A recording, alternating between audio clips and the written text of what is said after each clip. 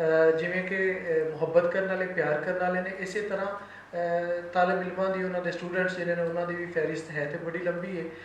बरले Wick उन्होंने तालब इलमां दे विचों students they विचों इफ्तिखार फल्की साहब भी इतने मौजूद ने और शायर ने बड़ी अच्छी मैं गुजारिश करूँगा कि तुम आओ और जनाब सैयद तरवीर बुखारी साहब बारे गलबात करो और अपनी उन्होंने नाल कुछ यादां साझियां करो। रल मिल के बहन का मकसद यो ही होता है कि असी यादां साझियां करिए और एक दूजे नूं गल्लां सुना के असी अपना मन ठार लीए। इफ्तिखार फल्की साहब आओ जी।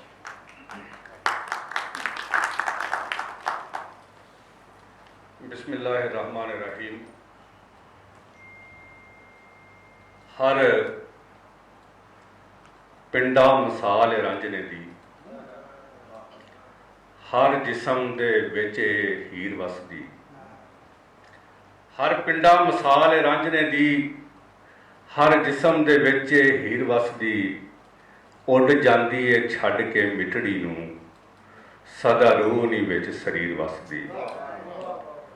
सामाईन, अज दी हिरखी इकट्ठ खूबसूरत महफल मेरे सामने अलामा डॉक्टर सैयद तनवीर बुखारी साहब उन्होंने साहबजादे पीर मुर्शद तशरीफ फरमा ने, वीरां दे वीर और जिन्हों दोस्तों के मैं नाम नहीं कह सकता। डॉक्टर साहब, मैं चूँकि बाबा जी की गुरबत के विच काफ़ी वक्त गुजरिया मेरा, उन्होंने इल्मो फन, उन्होंने करदार, उन्होंने तहरीरां, उन्होंने लिखतां ते गल करना मेरे वस का काम नहीं। ना ही मेरे को इहो जे अखर ने कि जिहड़े उन्होंने काम की, उन्होंने करदार की मूरत छिक सकन। मैं ज़्यादा देर गुफ्तगू नहीं करांगा, बस इन्ना कहांगा कि इलम फन करदार ते लिखतां ते गलबात जिहड़े ने वो पारक सूझवान पढ़ियार करनगे। मैं तो उन्हां नाल मुलाकात की एक अद्धी गल सुनावांगा। ये गल तो पक्की पीढ़ी है, दुध दे वांगू चिट्टी कि सारे ने इस दुनिया तो चले जाना है। ते हिरकी इकट्ठ जिन्ना मर्जी कोई अमीर आदमी होवे, कोई सोने का चम्मच भी मूँह च लैके जम्मिया होवे, उहदे वास्ते नहीं रखे जाते। हिरकी इकट्ठ उहदे वास्ते रखे जाते ने जिन्ने मुआशरे दे विच लुकाई वास्ते काम किया होवे, लोकां नूं दुनिया दे विच रहन दा सलीका सिखाया होवे, दुनिया नूं जिंदगी गुजारन दा शरीयत के मुताबिक वट सिखाया होवे। उन्हां दे विचों मेरे बाबा जी सन, जिन्ना एक नहीं, दो नहीं, तीन नहीं, चार नहीं, हज़ारां लोकां नूं, हज़ारां लखां लोकां नूं तालीमो तरगीब दिती, लोगों को जीवन का वन सिखाया। पंजाबी ज़बान क्योंकि बाबा जी उर्दू के भी बहुत ज़्यादा लिखते सी, मेरे ख्याल के मुताबिक 8 तो ज़्यादा ज़बानों की अबूर हासिल सी।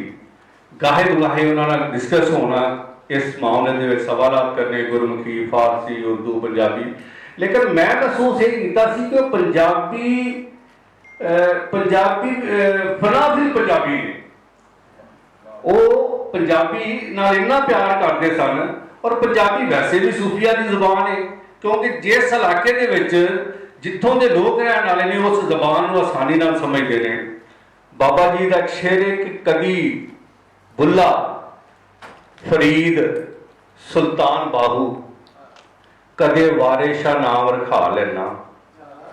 कदी बुल्ला, कदी फरीद बाहू, कदी वारिशा नाम रखा लेना। मैं शायर मजाल हकीकतां दा नित सजरे रूह वडा लेना।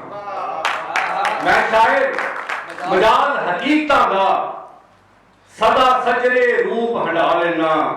दोस्तों के मित्रों,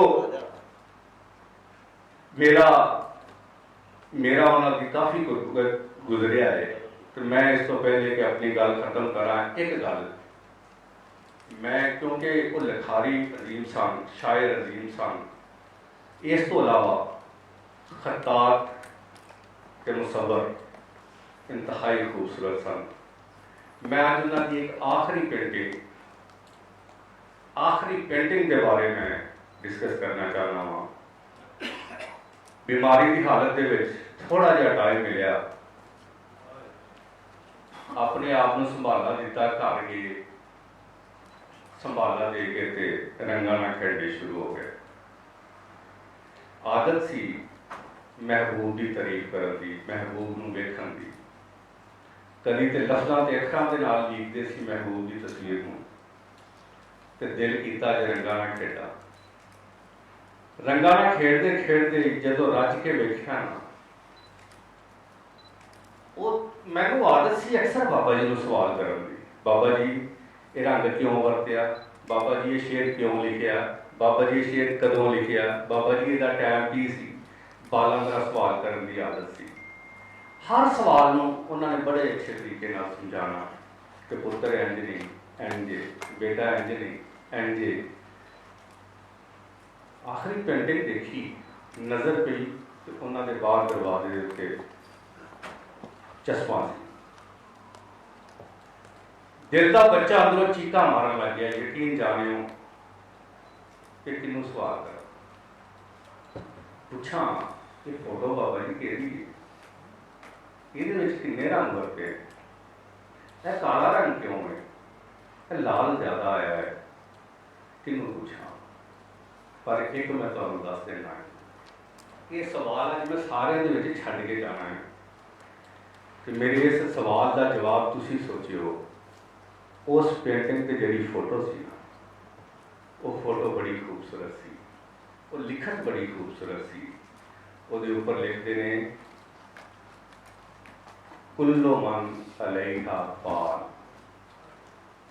कुल्लो मन अलैहा पान व यब्का वजहु रब्बिका जुल जलाल वल इकराम फाबिकी अला रब्बी को मातुबल सिवा। तर्जमा मैं सुना देना कि जो कुछ इस जमीन पे आ तो सारा पानी, सारा खत्म होने वाला है, मगर एक चेहरा है, तेरी जात का चेहरा है जिन्हें सदा रहना है। तुसी उस जात दियां किहड़ियां नेमतां नूं छुटलाओ। मैं सारे सूझवाना पारखां दे विच सवाल रखना वा कि मैं ये आखिरी पेंटिंग दे रंग मेरी अखां तो अलावा मेरे दिल ते मेरे दिमाग ते उतर गए हैं। मेरे दिल ते दिमाग ते क्यों उतरे ने, इस पेंटिंग की रंगन मेरे दिल ते दिमाग ते क्यों चढ़ गई है, मेरा ही सवाल तुहाडे कोल है। मेरी दुआ है, बाबा जी का शेर है बड़ा खूबसूरत, भट्ट साहब है सी घुंड तक जिन्ना दी बांह लम्मी, पाया उन्ना भी नहीं दीदार तेरा, टुंडा मिट्टी मनाखी दा बुत हो गए, नक्शा किवें मैं लवां उतार तेरा। टुंडा मिट्टी मनाखी दा बुत हो गए, नक्शा किवें मैं लवां उतार तेरा। वो अंदर का बाल सवाल नहीं पूछ रहा, चीखा भी मार रहा। मेरी दुआ है कि मेरे बाबा जी अल्लाह पाक उन्होंने अपनी कुर्बत रखे, अपनी जवारे रहमत रखे। उन्होंने हमेशा सानू अपने वाल की तरह ट्रीट किया और इस तो भी मत हजार प्यों की तरह उन्होंने सानू ट्रीट किया और साड़ियाँ दुआवां साड़ियाँ सारियां चीज़ां उन्होंने नाल ने। बहुत शुक्रिया, बहुत मेहरबानी।